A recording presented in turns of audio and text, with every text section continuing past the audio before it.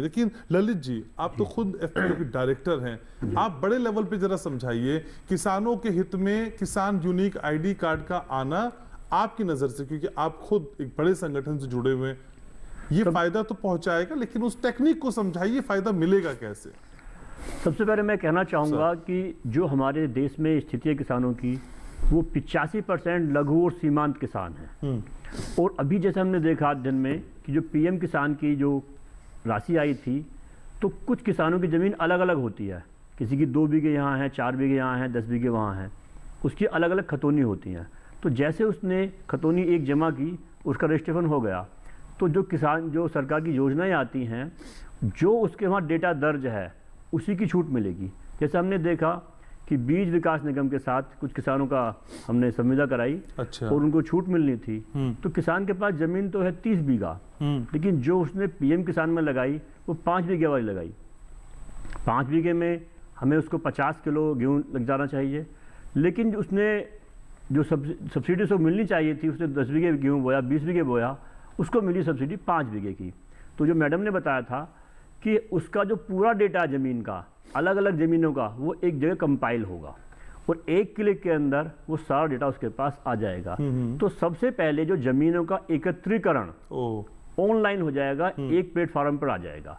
अभी हम गांव में देखते हैं कि एक किसान के साथ कुछ ज़मीन बांगर में है, कुछ खादर में है, कुछ उसकी बाड़े में है, कुछ अलग अलग ज़मीनें हैं, अलग अलग खतौनी है। जब वो किसान क्रेडिट कार्ड बनवाने जाता है तो वो उसके पास एक पूरा डेटा होगा सरकार के पास कि कुल ज़मीन इनकी इतनी है इनके पास, तो उसमें एक्स्ट्रा मेहनत करने की जरूरत नहीं पड़ेगी। उसके बाद जब जो स्कीम चलती हैं, जैसे राष्ट्रीय कृषि विकास योजना है, नेशनल हॉर्टिकल्चर मिशन है, या एफपीओ की योजनाएं हैं, तो उसको बनाने से पहले सरकार के पास सारा डेटा होगा कि हमारे पास इतने किसान हैं, इनके पास इतनी कल्टिवेटेड लैंड है, उस लैंड में कितनी सिंचित भूमि है, कितनी असिंचित भूमि है, कितनी बैरन लैंड है, कितनी ऊसर भूमि है, कितनी बलुई है, कितनी दोमट है, कितनी चिकनी है। तो अभी हम देखते हैं कि बहुत सारी जो बलुई मिट्टी है वहाँ पर धान की खेती नहीं करनी चाहिए, क्योंकि पानी की खपत उसमें ज़्यादा होती है, और बलुई मिट्टी पानी सोख लेती है, तो हमें पानी का ज़्यादा दोहन करना पड़ता है। और पानी बचाने के लिए ये एक अच्छा कदम है कि जो चिकनी मिट्टी है, दोमट मिट्टी है, उसी में हम गन्ने की और धान की खेती करें। बलुई मिट्टी में हम मिलेट्स लगाएं, बाजरा है, ज्वार है। तो ये जो सुझाव जाएंगे सरकार के, यूनिवर्सिटीज़ के, कृषि विज्ञान केंद्र के, आईसीआर के, पूसा इंस्टीट्यूट के, वो एक क्लिक के ऊपर किसान को मिलेंगे। अब हर किसान के हाथ में मोबाइल है, तो जो उसकी मौसम की जानकारियाँ हैं, तो तकनीकी जानकारी के रूप में ये जो यूनिक आईडी है, ये एक मील का पत्थर साबित होगी। इससे हम पानी की बचत कर पाएंगे। जो अच्छे अच्छे बीज हैं, कौन सी ज़मीन के लिए कौन सा बीज है, वो हम सलाह दे सकते हैं उसको, और उसका वो फ़ायदा उठाएगा। अभी हम गांव में देखते हैं जो हमारे एफपीओ किसान हैं, वो ऑफिस चक्कर काटते हैं कि उनकी सब्सिडी नहीं आई, उनकी पीएम किसान की योजना का लाभ नहीं मिला, या उसमें कुछ दिक्कतें आ रही हैं, या किसी योजना में उन्होंने लाभ लिया है तो पूरा लाभ उनको नहीं मिला है।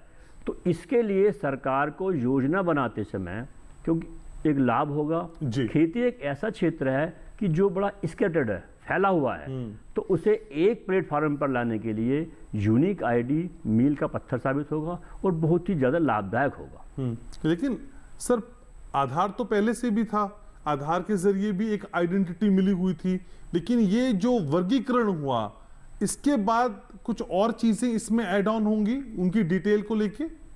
आधार में व्यक्ति की अपनी जानकारी होती है। अच्छा। और आधार से लिंक हुए हैं pan card, voter card link हो रहे हैं, और दूसरे अकाउंट भी लिंक हो रहे हैं, फ़ोन नंबर लिंक हो रहे हैं। लेकिन खेती एक ऐसा सेक्टर है कि जो ज़मीन उससे अभी लिंक नहीं हुई है।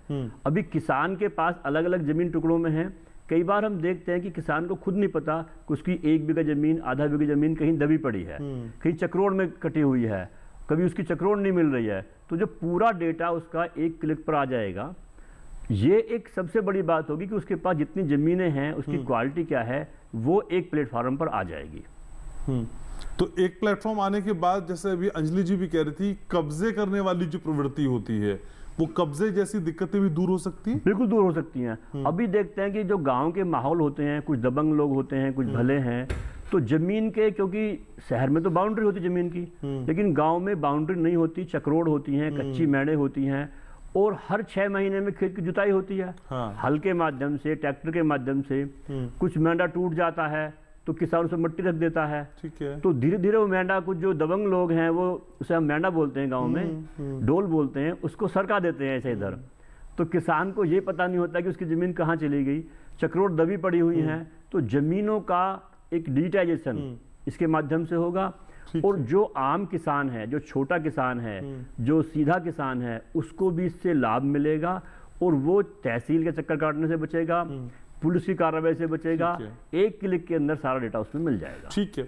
तो लगातार आज किसान आईडी कार्ड की बात होगी जो अपने आप में यूनिक है और कई फीचर्स के साथ है। इन तमाम फीचर्स को फायदे के लिए आज तक लगातार हम समझेंगे। छोटे से ब्रेक के लिए यहाँ रुक रहे हैं, जुड़े रहिएगा हमारे साथ।